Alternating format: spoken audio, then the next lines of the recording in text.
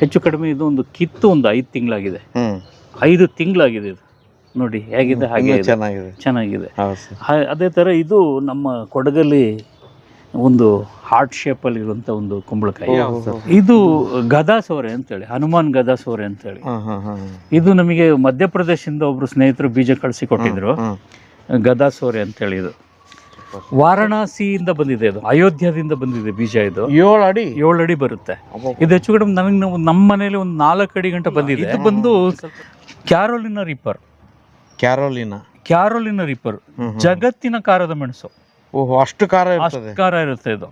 Sir ಇದು tomato ವೆರೈಟಿಗಳ sir. ಇದು ತುಂಬಾ ವೆರೈಟಿಗಳು ಕಲೆಕ್ಟ್ ಮಾಡಿದ್ದೀನಿ. ಈಗ ಬೆಳೆ ಮಾಡಿ ಬೀಜ ಮಾಡ್ಕೊಳ್ತೀನಿ. ಇದು ನೋಡಿ, ಇದು ಸಾಲ್ಟ್ ರಿಯೋಯ್ಸ್ ಅಂತೇಳಿ ನೋಡಿ ಸರ್. ಇದು ಬಣ್ಣ ನೋಡಿ ತುಂಬಾ ಚೆನ್ನಾಗಿದೆ ಸರ್. ಇದು ತುಂಬಾ ಬಿಸ್ಲಿಗೆ ಬಿಟ್ರೆ, ನೇರವಾಗಿ ಬಿಸ್ಲಿಗೆ ಬಿಟ್ರೆ ತುಂಬಾ ಚೆನ್ನಾಗಿ ಬರುತ್ತೆ.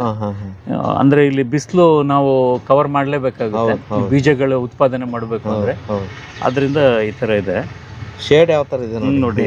ಇದು ಎರಡು ಒಂದೇ ತಳಿ. ತೂಕನು ನೋಡಿ ಸರ್, ಒಂದು ಗಾತ್ರ ನಿಮಗೆ ಒಂದು 300 ಗ್ರಾಮ್ ಅಷ್ಟು ಬರುತ್ತೆ ಒಂದು ಕಾಯಿ. ಇದು ಬಂದು ಪರ್ಸಿಮನ್ ಅಂತೇಳಿ. ಇದು ಇಷ್ಟೇ ಬಣ್ಣ ಸರ್, ಇದೇ ಬಣ್ಣ. ಇದೆರಡು ಪರ್ಸಿಮನ್ ತಳಿ. ಇದು ರೆಬೆಲ್ ಸ್ಟಾರ್ ಫೈಟರ್ ಸರ್.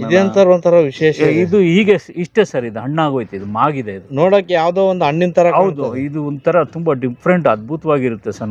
ನೋಡಿ ಹೇಗಿದೆ. ತುಂಬಾ ಚೆನ್ನಾಗಿದೆ. ಇದು ವಾರಣಾಸಿ ಹೈ ಈಲ್ಡಿಂಗ್ ಅಂತೇಳಿ ಒಂದು ವೆರೈಟಿ ಸರ್. ಇದು ವಾರಣಾಸಿ ಹೈ ಈಲ್ಡಿಂಗ್ ಅಂತೇಳಿ ಒಂದು ತಳಿ. ಬಟ್ ಗಾತ್ರದಲ್ಲಿ ದೊಡ್ಡದು ಬರುತ್ತೆ. ಈಗ ಗಿಡ ಸ್ವಲ್ಪ ಟೈಮ್ ಜಾಸ್ತಿ ಆಗಿರೋದ್ರಿಂದ ಗಾತ್ರ ಸ್ವಲ್ಪ ಕಡಿಮೆ ಆಗಿದೆ. 100ರಿಂದ 150 ಗ್ರಾಮ್ ಸಿಗುತ್ತೆ. ಟೇಸ್ಟ್ ಎಲ್ಲ ಸರ್? ಟೇಸ್ಟ್ ತುಂಬಾ ಅದ್ಭುತ ಸರ್.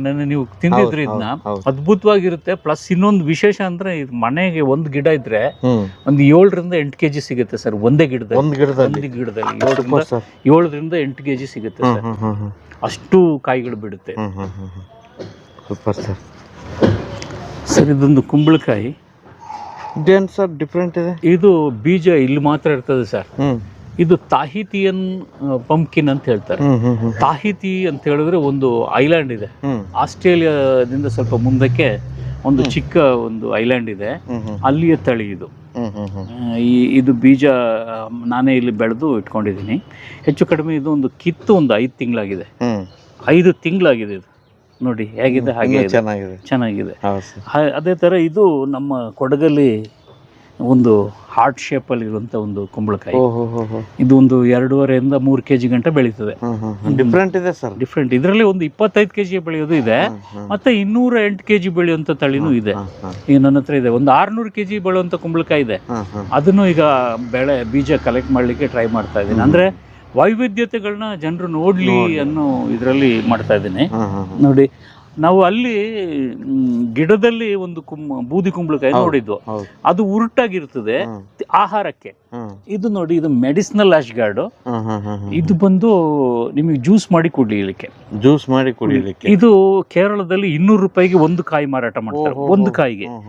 ಇದು ಒಂದೇ ಬಳ್ಳಿಯಲ್ಲಿ ನಮ್ಮ ಸ್ನೇಹಿತರಿಗೆ ಅರುಣ್ ಅಂತಿದ್ದಾರೆ ಉಡುಪಿಯಲ್ಲಿ, ಅವರಿಗೆ 60 ಕಾಯಿ ಬಂದಿದೆ. 60 ಒಂದೇ ಬಳ್ಳಿಯಲ್ಲಿ. ನೋಡಿ ಸರ್, ಇದು 2025 ಜನವರಿ 15ಕ್ಕೆ ಕಿತ್ತಿರೋದು ಇದು. ನೋಡಿ, ತೊಟ್ಟೆಲ್ಲ ಒಣಗಿದೆ ನೋಡಿ, ಅದ್ರ ಬೂದಿ ನೋಡಿ, ಇನ್ನೂ ಏನೂ ಆಗ್ಲಿಲ್ಲ. 2 ಕಾಯಿ 3 ಕಾಯಿ ಇದೆ ಇನ್ನೂ ಹಾಗೆ ಇಟ್ಟಿದ್ದೀನಿ. ಯಾರಾದ್ರೂ ಬಂದ್ರೆ ತೋರಿಸ್ಲಿಕ್ಕೆ ಅಂತ ಇಟ್ಕೊಂಡಿದ್ದೀನಿ. ಇದ್ಯಾವ ಸರ್? ಇದು ಗದಾ ಸೋರೆ ಅಂತೇಳಿ, ಹನುಮಾನ್ ಗದಾ ಸೋರೆ ಅಂತೇಳಿ. ಇದು ನಮಗೆ ಮಧ್ಯಪ್ರದೇಶದಿಂದ ಒಬ್ರು ಸ್ನೇಹಿತರು ಬೀಜ ಕಳಿಸಿ ಕೊಟ್ಟಿದ್ರು. ಗದಾ ಸೋರೆ ಅಂತೇಳಿ ಇದು ಸರ್. ಇದೊಂದು 4ರಿಂದ 4.5 ಕೆಜಿ ಬರುತ್ತೆ ತೂಕ. ಇದು ಒಂದು 10-12 ಕಾಯಿ ಬಿಟ್ಟಿತ್ತು. ಅದೇ ತರ ಇದು ಬಂದು 7 ಅಡಿ ಎತ್ತರ ಬರುವಂತ ಇದು ಸೋರೆಕಾಯಿ. ಇದು ವಾರಣಾಸಿಯಿಂದ ಬಂದಿದೆ, ಇದು ಅಯೋಧ್ಯದಿಂದ ಬಂದಿದೆ ಬೀಜ. ಇದು 7 ಅಡಿ ಬರುತ್ತೆ. ಇದು ಹೆಚ್ಚು ಕಡಿಮೆ ನನಗೆ ನಮ್ಮ ಮನೇಲಿ ಒಂದು 4 ಅಡಿ ಗಂಟೆ ಬಂದಿದೆ. ಸ್ವಲ್ಪ ಗಿಡಗಳು ಸಮಸ್ಯೆಯಿಂದ ಅದು ಕಾಯಿಗಳು ಜಾಸ್ತಿ ಸಿಗಲಿಲ್ಲ. ಇದು ಒಂದು 7 ಅಡಿ ಅಷ್ಟು ಬರ್ತದೆ. Super sir. ಇಲ್ಲಿ ಬೆಳೀತಾ ಇದ್ದಾರೆ ತುಂಬಾ. ಭಾರತದಲ್ಲಿ ಎಲ್ಲಾ ಕಡೆ ಹೆಚ್ಚು ಕಡಿಮೆ ತಮಿಳುನಾಡು, ಆಂಧ್ರ, ಕಾಶ್ಮೀರದಲ್ಲೂ ಬೆಳೀತಾ ಇದ್ದಾರೆ. ಇದನ್ನ ಪ್ರಯತ್ನ ಮಾಡ್ತಾ ಇದ್ದಾರೆ. ಸೋರೆಕಾಯಿ ಇದು ಈ ಸೋರೆ ಬಂದು ಇದೊಂದು ಕೊಡಗಿಂದ ಒಂದು ವಿಶೇಷ ಇದು. ತಿನ್ನುವಂಥದ್ದೇ, ಎಲ್ಲ ತಿನ್ನುವಂಥದ್ದೇ. ಇದು ಇದ್ರ ಮೇಲೆ ಒಂದು ಹಸಿರು ಗಾಢ ಹಸಿರು ಬಣ್ಣದಲ್ಲಿ ಒಂದು ಚುಕ್ಕಿ ಬರುತ್ತೆ. ಇದು ಒಂದು ಟೈನಿ ಅಂತೇಳಿ ಒಂದು ಸಣ್ಣ ಗಾತ್ರದ್ದು. ಇದು ಇದಕ್ಕೆ ಜಾಸ್ತಿ ಪೋಷಕಾಂಶಗಳು ಸಿಕ್ಕಿರೋದ್ರಿಂದ ಅದು ಸ್ವಲ್ಪ ದೊಡ್ಡದಾಗಿದೆ. ಇದು ಒಂದು ಸಣ್ಣ ಗಾತ್ರದ ಒಂದು ಸೋರೆಕಾಯಿಲೆ ನಂತರ ಹೆಚ್ಚು ಕಡಿಮೆ ಒಂದು 50 ತಳಿ ಇದೆ. ಕುಂಬಳಕಾಯಿಲೆ ಒಂದು ತಳಿ ಒಂದು 50 ಸಂಗ್ರಹ ಇದೆ. ಬೂದು ಕುಂಬಳಕಾಯಿಲೆ ಒಂದು 15 ಸಂಗ್ರಹಗಳಿವೆ. ಸಣ್ಣ ಇದು ಕ್ರಿಕೆಟ್ ಬಾಲ್ ಗಾತ್ರ, ಇಷ್ಟೇ ಗಾತ್ರದ್ದು.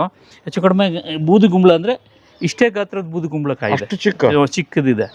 ಇದರಿಂದ ಒಂದು 25 kg ವರೆಗೆ ಗಾತ್ರದ್ದು ಬೂದು ಕುಂಬಳಕಾಯಿ ಸಂಗ್ರಹ ಇದೆ. ಇದು ಬಂದು ಕ್ಯಾರೋಲಿನಾ ರೀಪರ್, ಜಗತ್ತಿನ ಕಾರದ ಮೆಣಸು. ಅಷ್ಟು ಖಾರ ಇರುತ್ತೆ ಇದು. ಇಲ್ಲಿ ಆ ಗಿಡ ಆ ಕಡೆ ಇದೆ, ಅದೇ ಗಿಡ ಅದು. ಅಲ್ಲಿ ಒಂದು 4 ಗಿಡ ಇದೆ ನಮ್ಮ, ತುಂಬಾ ಕಾಯಿಗಳು ಬಿಟ್ಟಿದೆ ಅದು. ತುಂಬಾ ಅಟ್ರಾಕ್ಟಿವ್ ಆಗಿದೆ, ತುಂಬಾ ಅಟ್ರಾಕ್ಟಿವ್ ಆಗಿರ್ತದೆ ನೋಡ್ಲಿಕ್ಕೆ. ಇದ್ರಲ್ಲಿ ಒಂದು ಬಾಲ ಇರ್ತದೆ ನೋಡಿ, ಕಾಣ್ತಾ ಇದೆ ಒಂದು ಬಾಲ.